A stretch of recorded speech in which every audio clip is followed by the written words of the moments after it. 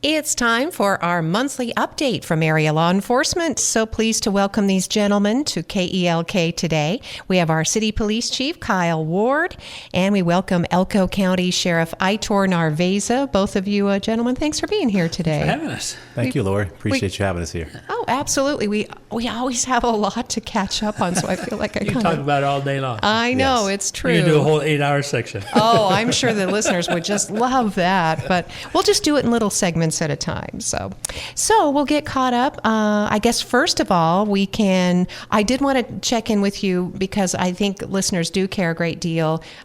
Chief, you are in the Guard Reserve, right? We just talked about that. So you've returned safely. You get assignments on occasion, but things are looking pretty good? Yes, everything's going well. And yes, I'm in the U.S. Army Reserve and been doing it for a while now.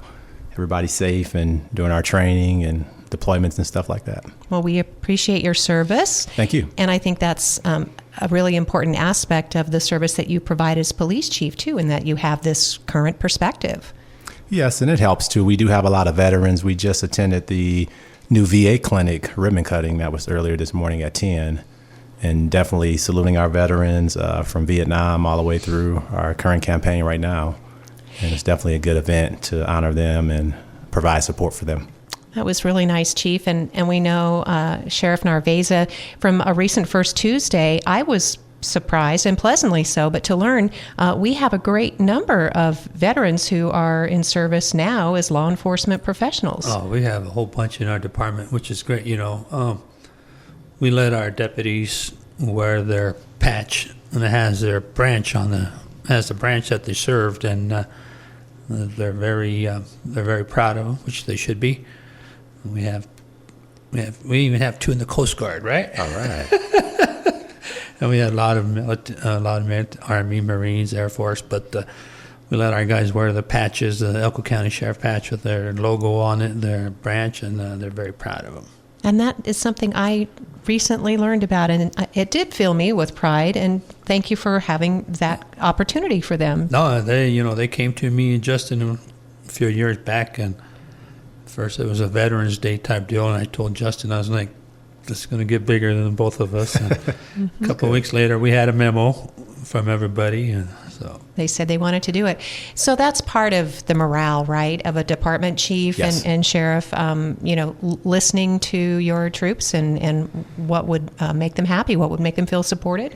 Yes, and getting their feedback and seeing what's working well. And the sheriff and I have spoken about this several times, getting feedback. We've done surveys. We did a recent one as well.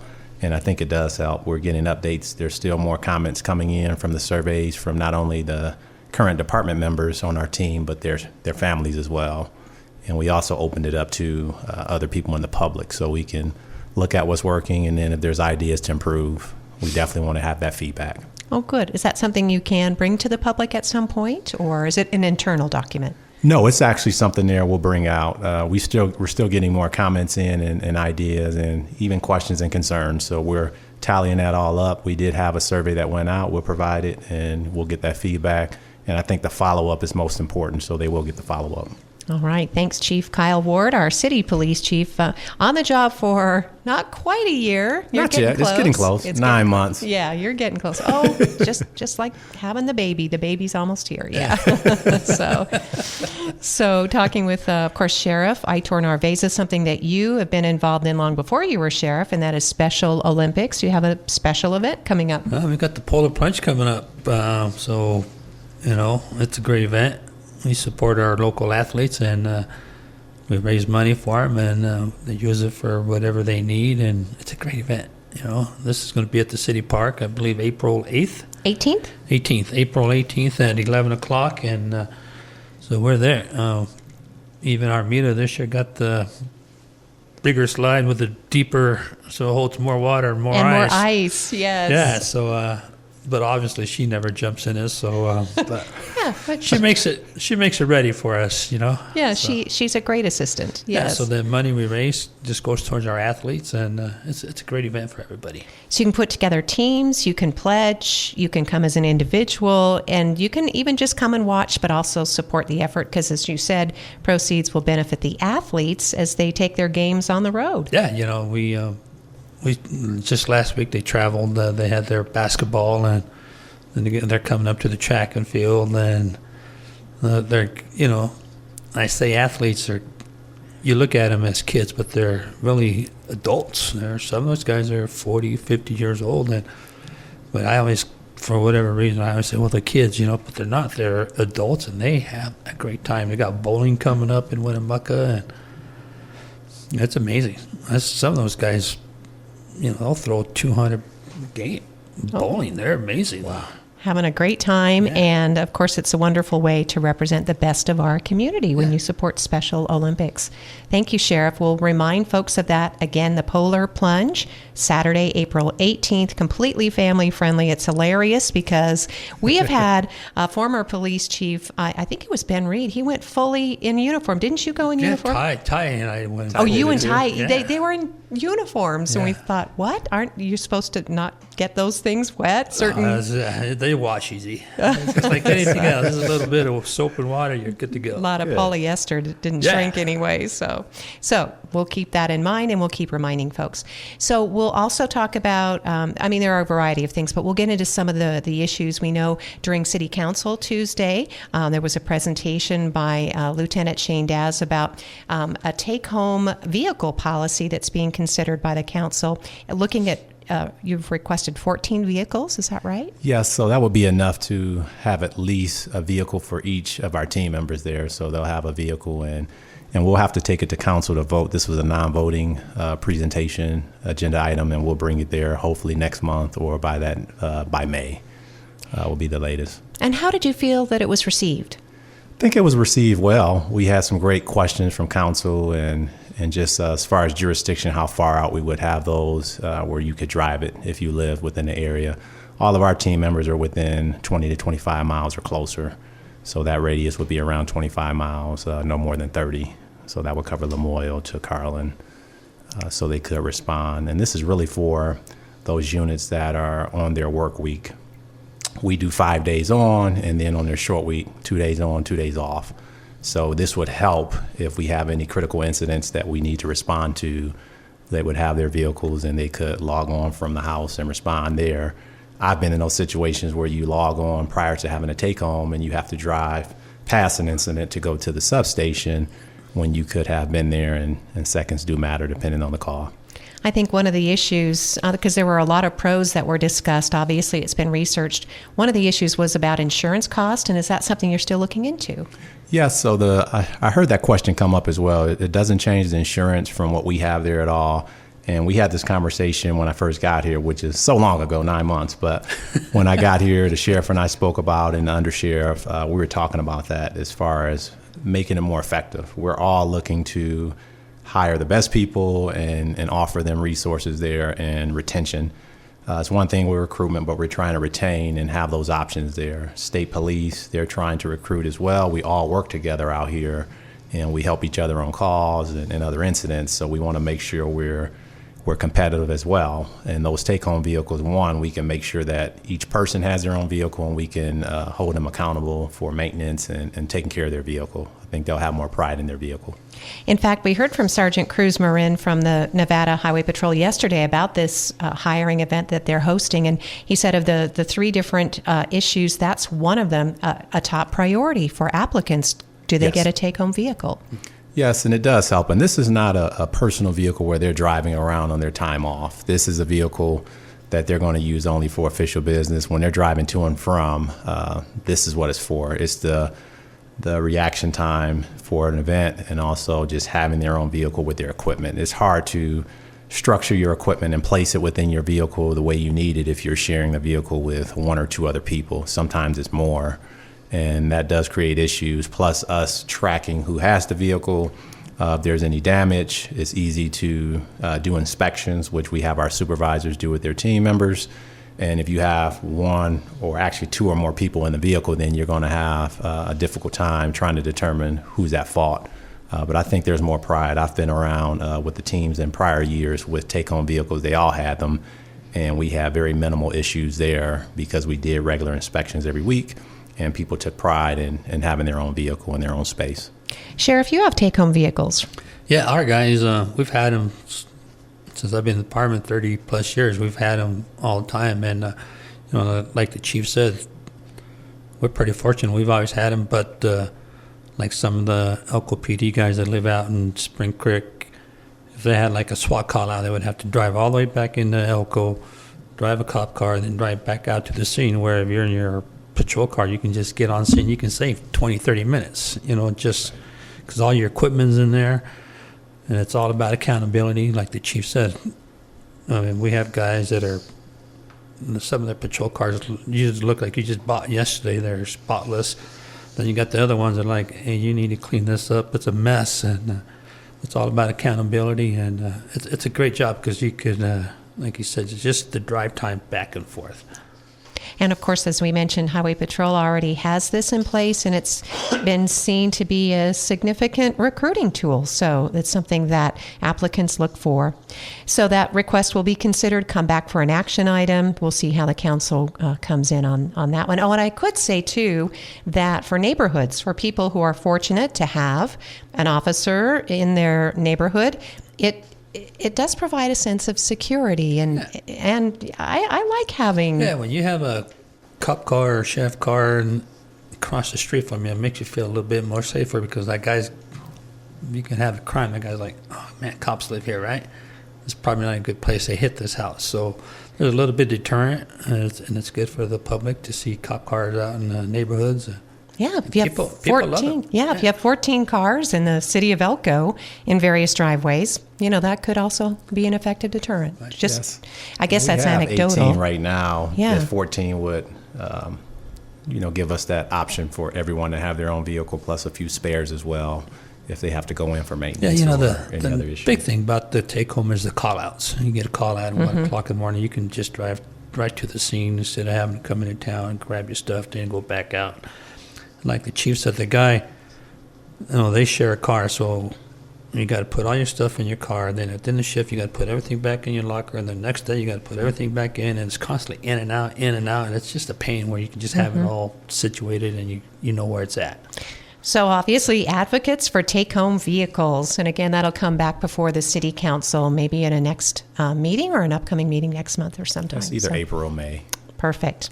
And we'll follow up on that discussion as well. So, gentlemen, both of you or your deputies and officers are aware we have a third No Kings demonstration in Elko on Saturday, noon at the city park. Are we prepared for it? Yeah, you know, we're just going to be driving around. The city's going to be driving around.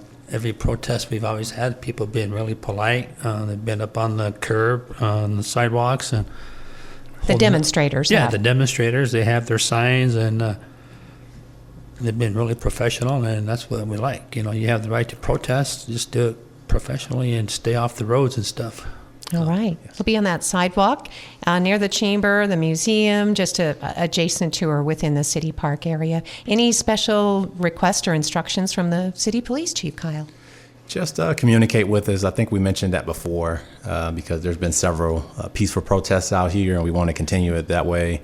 We've had good communication. We'll make contact with anybody that's out there, whether they're just attending or they're protesting, whatever it may be.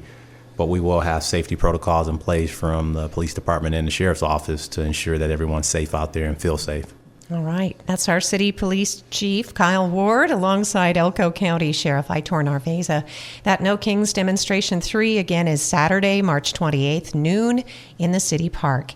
And then, interesting, during Tuesday's council meeting, one of the candidates who's running for council is a prosecutor for the district attorney's office, Kyle. Yes. He brought up some crime issues, and that's he was urging support of law enforcement during the regular council meeting.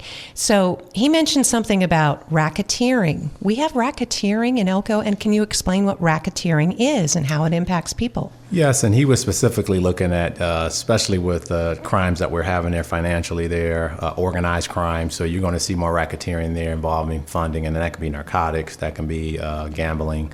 But it's all encompassed there. It's more organized crime based. And with him being a prosecutor, there's quite a few. Actually, this last council meeting now, we had majority of the candidates that were in there for council or mayor as well that attended. But from his background there, we've had several cases. Prior to me being here, he's working a few cases now that they haven't disclosed out here in the public. but you do have more organized crime between Utah, California, Idaho, and here, which has been a core issue here. So we're trying to cut down on that. And that typically leads to more of your organized crime with human trafficking, where you'll see those elements as well. Narcotics, that's why with the I-80, I think he referenced that as well, with just our I-80 corridor. It's something that goes on even off of 93 as well, coming from Vegas or going up towards Idaho. That's one of those areas there where it leads to more than just your gambling, your narcotics. It's more human trafficking, and then you see the child exploitation as well. No, he's going to do a great job. He's a go-getter. If he gets elected. Let me say that. If he does get elected, he is a go-getter. But I want to ask you, I mean, do we have racketeering in the county? Is this something that local citizens should be aware of? And well, like the chief said, racketeering falls into many different categories. Like our biggest deal, the scams fall under the racketeering, right?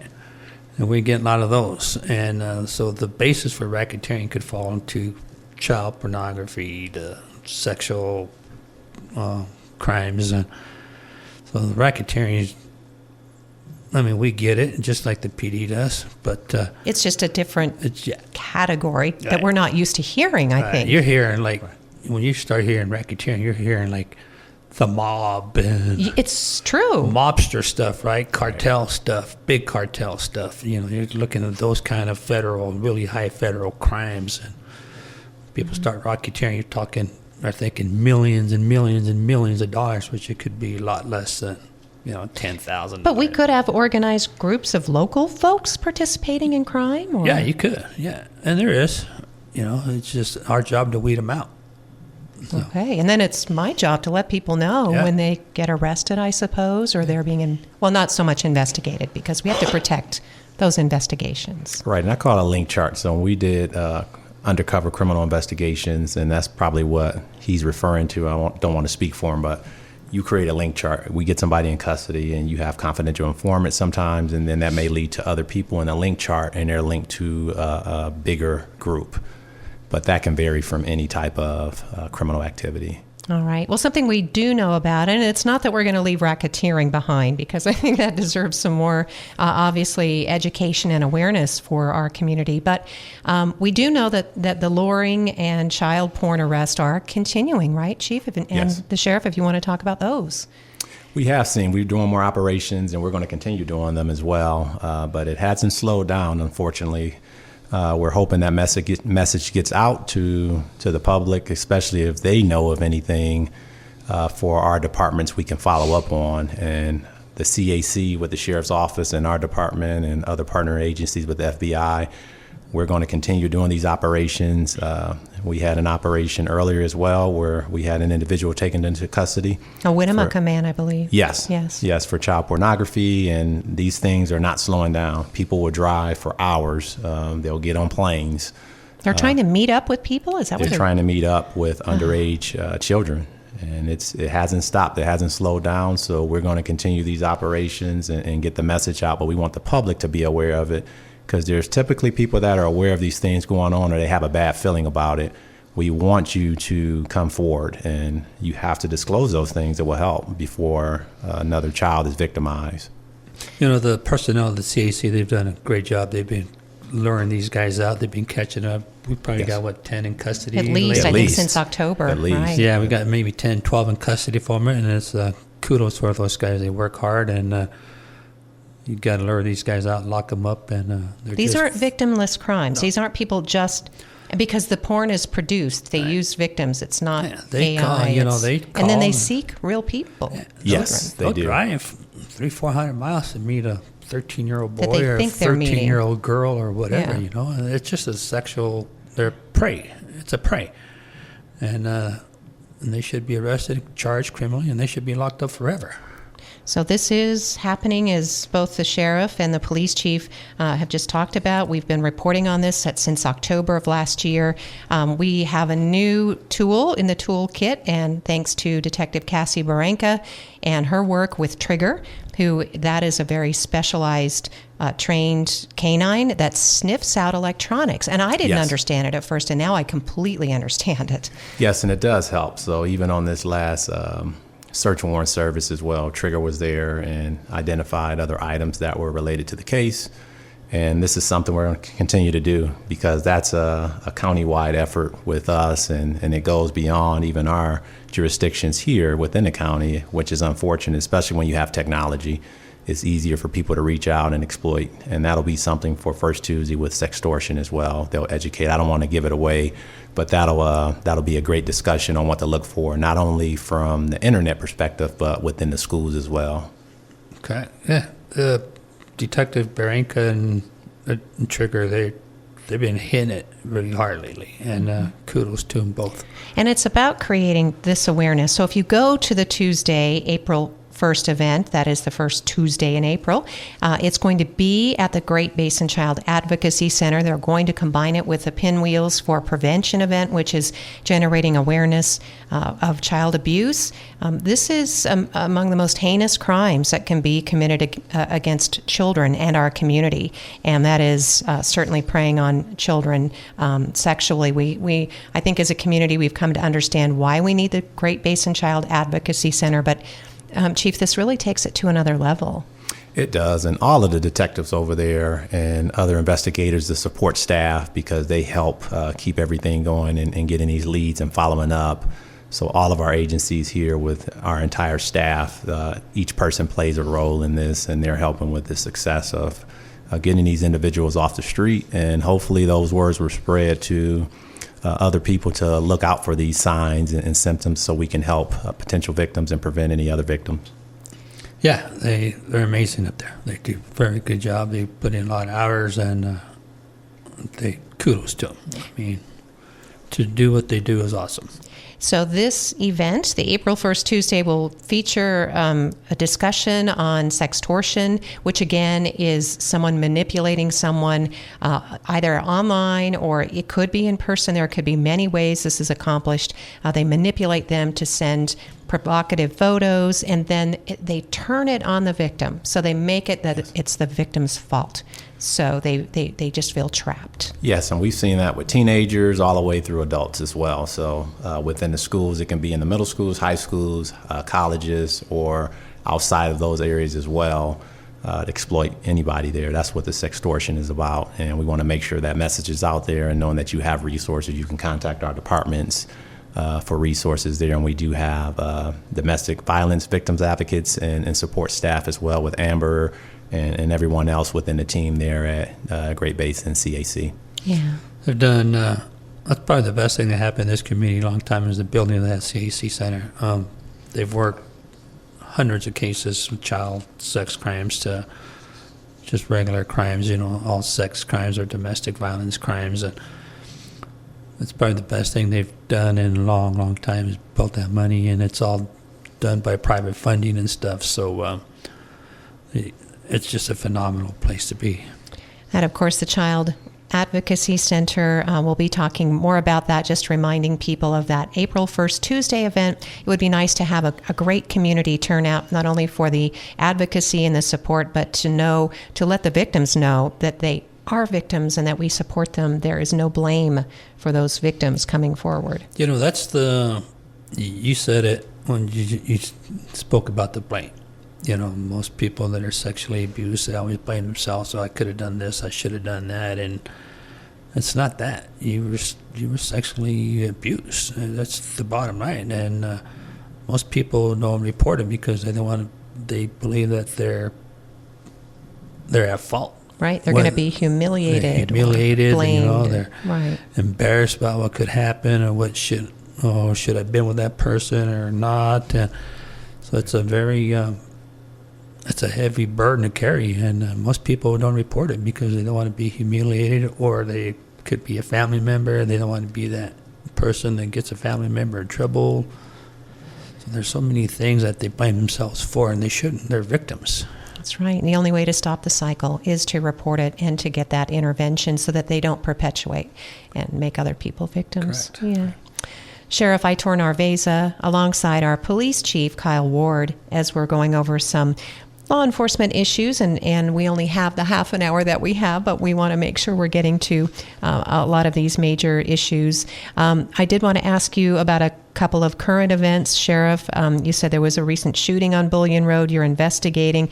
No homicide, though. No homicide. No. That's one I called you on. Yes, here yes. a couple of days ago, and I was like, "Hey, this is a rumor," But no, there was a shooting out in West Bullion. There was an altercation in one of the local bars.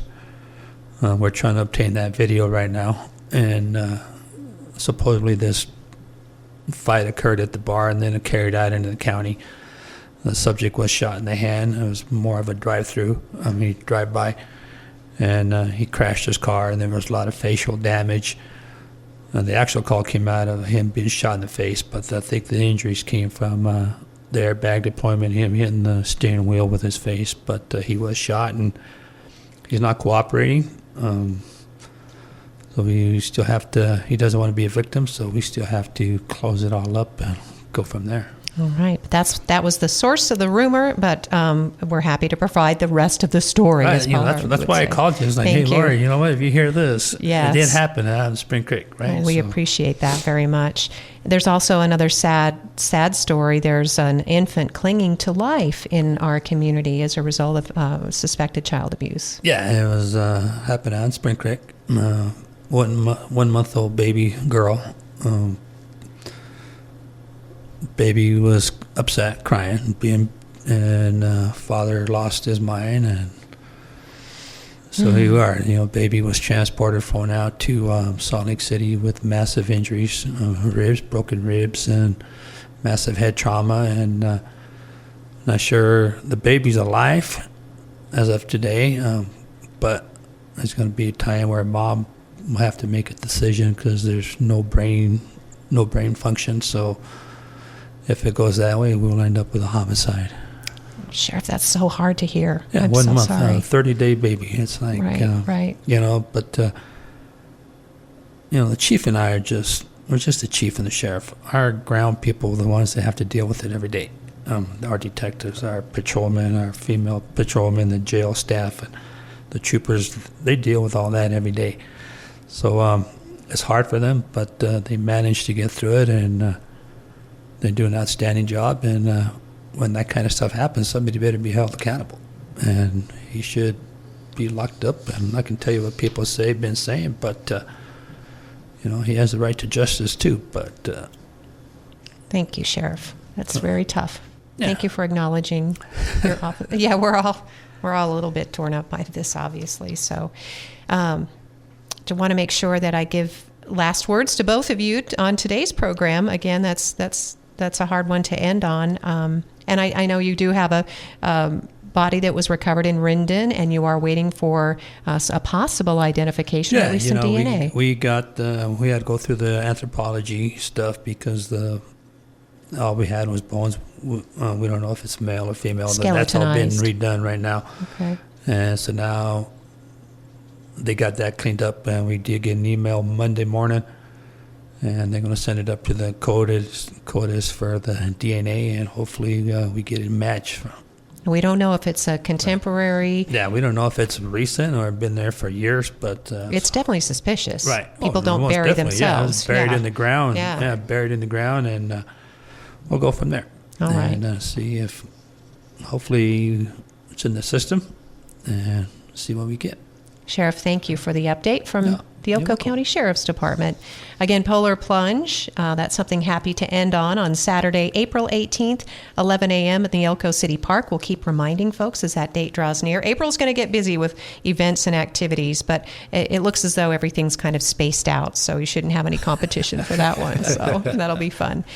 Chief, I want to make sure that you got to the issues you were hoping to address today. We appreciate your time. Thank you so much. And just the partnerships are great. We're definitely looking for improvements. We're always looking for improvements. So if there's any ideas from the public, the sheriff and I and our teams, we roundtable weekly just to see what things we can work on and what's working well. So we're all open-minded. If there's any ideas you have, please attend our events that are coming up. I know with spring break here, it's afoot here, so be careful with the kids being out traffic-wise. There's construction going on. Just be aware of your surroundings, especially at night. We were just talking about that earlier with visibility. So be careful.